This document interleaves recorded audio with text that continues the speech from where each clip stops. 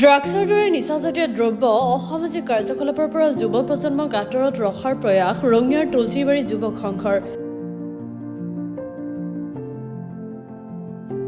সংগঠনটোৱে বিভিন্ন সময়ত যুৱ সমাজক আকৰ্ষণ কৰিব পৰাকৈ গ্ৰহণ কৰি আহিছে বিভিন্ন পদক্ষেপ। এনে পদক্ষেপৰ অংশ হিচাপে 17 আৰু 18 জানুৱাৰীৰ নিশা দুদিনীয়াকৈ যুৱ চামৰ মাজত অনুষ্ঠিত কৰা হয় প্ৰাইজমানি দ্বৈত বেডমিণ্টন প্ৰতিযোগিতা। তুলসীবাৰী যুৱক সংঘৰ সভাপতি মহম্মদ আবুল কালাম আজাদ, উপসভাপতি মহম্মদ আব্বাজউদ্দিন আহমেদ, মহম্মদ হান্নানুৰ আহমেদ, সম্পাদক পাৰ্থ মণ্ডলৰ তত্বাৱধানত অঞ্চলটোৰ যুৱচামক ক্ৰীড়া প্ৰতিভা বিকাশৰ লক্ষ্য আগত ৰাখি অনুষ্ঠিত কৰা প্ৰতিযোগিতাত ৰঙিয়াৰ ভিন্ন প্ৰান্তৰ পৰা প্ৰতিযোগীসকলে অংশগ্ৰহণ কৰে। প্ৰতিযোগিতাৰ অন্তত শ্ৰেষ্ঠ প্ৰতিযোগীলৈ ট্ৰফিসহ নগদ ধন আগবঢ়োৱা হয়। যুৱচামক উদ্বুদ্ধ কৰাৰ লক্ষ্যৰে তুলসীবাৰী যুৱক সংঘই গ্ৰহণ কৰা পদক্ষেপে বিভিন্ন গুৰুত্ব বহন কৰিছে।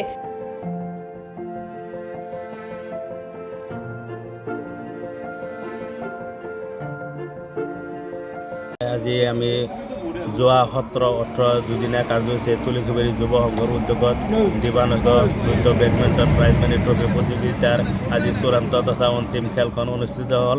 উক্ত খেলত আমাৰ তৃণমূল প্ৰতিনিধিত্ব আগবঢ়াই প্ৰথম পুৰস্কাৰ লাভ কৰিবলৈ সক্ষম হয় জগদীশ ৰাম চিয়াৰী আৰু বাবলু চৌধুৰী ৰঙিয়া। লগতে আমাৰ ছেকেণ্ড পুৰস্কাৰ লাভ কৰিবলৈ সক্ষম হয় হীৰা ৰাভা আৰু মহম্মদ আসিফৰ দলে। গতিকে দুয়োটি দলক তুলসীবাৰী যুৱ সংঘৰ তৰফৰ পৰা আন্তৰিক শুভেচ্ছা ও ধন্যবাদ জ্ঞাপন কৰিছোঁ। লগতে এই তুলসীবাৰী যুৱ সংঘৰ মূল উদ্দেশ্যই হ'ল ক্ৰীড়া, স্বাস্থ্য ও সামাজিক কাৰ্যসূচী আমি তুলসীবাৰী যুৱ সংঘই প্ৰতিষ্ঠা কালৰ পৰাই অনুষ্ঠিত কৰিছোঁ তথা সামাজিক কাম কাজবোৰ কৰি আছোঁ। লগতে এই অনুষ্ঠানত বিভিন্ন ধৰণৰ সহায় সহযোগিতা আগবঢ়োৱা আমাৰ তুলসীবাৰী অঞ্চলৰ ৰাইজ তথা সৌভাগ্যসকলক মই এই স্বাগতে চূড়ান্ত খেলৰ অন্তত বঁটা বিতৰণী অনুষ্ঠানৰ শেষত মই আন্তৰিক ধন্যবাদ কৃতজ্ঞতা জ্ঞাপন কৰিছোঁ।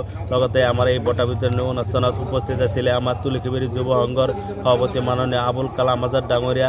লগতে উপস্থিত আছিলে আমাৰ তুলসীবাৰী অঞ্চলৰ বিশিষ্ট ব্যৱসায়ী তথা আলহাজ মোহাম্মদ খুৰছাদ আলী চাহেব। লগতে উপস্থিত আছিল আমাৰ খেল পৰিচালক মণ্ডলী।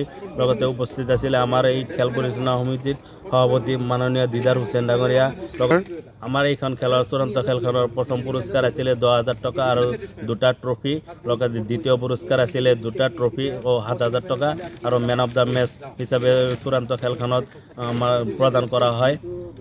আৰু চূড়ান্ত এই বেডমিণ্টন খেলখনত প্ৰায় 21টা দলে অংশগ্ৰহণ কৰিছিলে।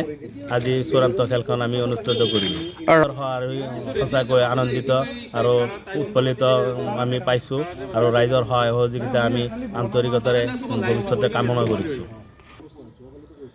আৰু এই খেলখনৰ জৰিয়তে সমাজলৈ মই এটি বাৰ্তা প্ৰেৰণ কৰিব বিচাৰিছোঁ যে এই যুৱ প্ৰজন্মৰ মাজত শাৰীৰিক, মানসিক ও দৈহিক বিকাশৰ লগতে সুপ্ত প্ৰতিভা বিকশিত কৰি এখন সুন্দৰ মঞ্চ আমি যাতে তুলসীবাৰী যুৱ সংঘই দিব পাৰোঁ।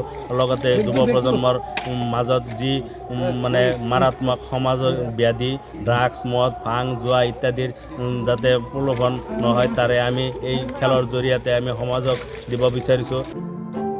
ৰঙিয়াৰ পৰা ইদ্দাজ আলীৰ ৰিপৰ্ট, গ্লোবেল NE 24/7।